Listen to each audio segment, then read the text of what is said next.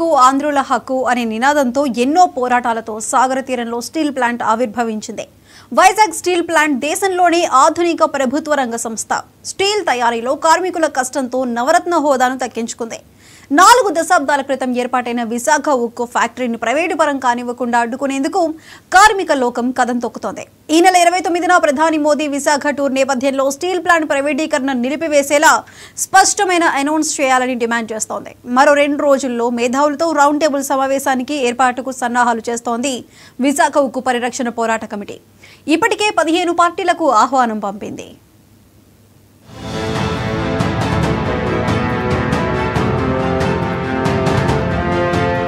విశాఖ ఉక్కు కర్మాగారం కాపాడుకునేందుకు steel plant పరిరక్షణ కమిటీ నడుం బిగించింది.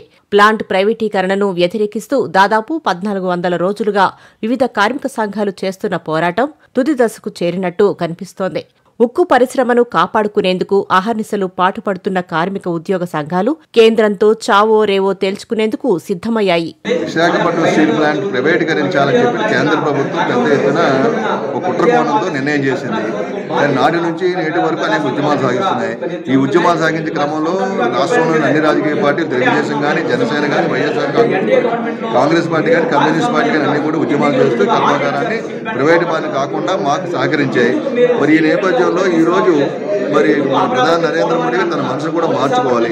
రాష్ట్ర ప్రభుత్వం కూడా చెప్తుంది. పవన్ కళ్యాణ్ గారిని కూడా కలవడం జరిగింది. ఆయన చాలా సానుకూలంగా స్పందించి ఈ కర్మాగారం ఎట్టి పరిస్థితి ప్రైవేట్ పరం కాకుండా దీన్ని ఏ విధంగా ముందుకు తీసుకెళ్దామని చెప్పే విషయాలు కూడా ఆయన చెప్పినందుకు ఆయనకి ధన్యవాదాలు. ముఖ్యమంత్రి గారిని కూడా కలిశాము.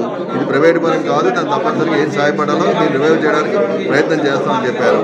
కానీ కేంద్ర ప్రభుత్వం తనకు ఆలోచన ఎలాగుందంటే దీన్ని ఏదో విధంగా నిర్వీర్యం చేయాలని చెప్పి కుట్రకోణం ఉందని చెప్పి మేము భావిస్తున్నాం. దాంట్లో భాగంగానే ఎంప్లాయీస్ అందరూ కూడా సకాలంలో జీతాలు చెల్లించకపోవడం, లేదా వారందరినీ కూడా రిజైన్ చేసి వెళ్ళిపోయేటట్టు చేయడం, ఈ కర్మాగారం రావాల్సిన మైన్స్ ఇవ్వకపోవడం, ఇటువంటి ప్రయత్నాల వల్ల కొంచెం అనుమానాలు వస్తున్నాయి. కాబట్టి మేము కేంద్ర ప్రభుత్వాన్ని డిమాండ్ చేస్తున్నాం.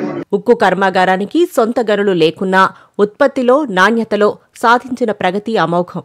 2010లో నవరత్న హోదాతో పాటు ప్రపంచంలోనే నెంబర్ 1 స్టీల్గా విశాఖ ఉక్కు ఫ్యాక్టరీ తనకంటూ ఓ ప్రత్యేకతను సొంతం చేసుకుంది. 1982లో వైజాగ్ స్టీల్ భారతీయ ఉక్కు సంస్థ సెయిల్ నుంచి విడివడి రాష్ట్రీయ ఇస్పాత్ నిగమ్ లిమిటెడ్గా గుర్తింపు పొందింది. 22,000 ఎకరాల నుంచి 33,000 ఎకరాలలో విస్తరించింది. ప్రస్తుతం కేవలం 3.6 మెట్రిక్ టన్నులుగా ఉన్న ఉత్పత్తి సామర్థ్యాన్ని దాదాపు 7.2 మెట్రిక్ టన్నుల స్టీల్ తయారీలో ప్రగతి సాధించింది. లాభాల బాటలో ఉన్న ప్లాంటును మరింత విస్తరిస్తే బాగుంటుందన్న ఆలోచనతో 8,700 కోట్ల విస్తరణ ప్రాజెక్టుకు కేంద్రం సిద్ధమైంది.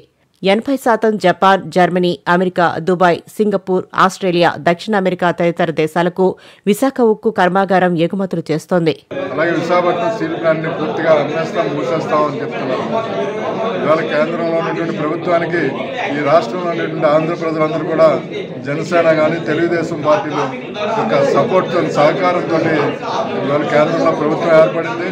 కేంద్రంలో రాష్ట్రంలో ఉన్నటువంటి ఇవాళ బీజేపీ కానీ, తెలుగుదేశం కానీ, జనసేన కానీ, కమ్యూనిస్టులు, కాంగ్రెస్, వైఎస్ఆర్ కాంగ్రెస్ విశాఖపట్నం స్టీల్ ప్లాంట్ని ప్రభుత్వ రంగంలో కొనసాగించాలి, శైలిలో విలీనం చేయాలని చెప్పేసి డిమాండ్ని మీరు అంగీకరించాలని చెప్పేసి రేపు 29వ తారీఖు సమావేశంలోని ప్రకటించాలని చెప్పేసి డిమాండ్ చేస్తున్నాం.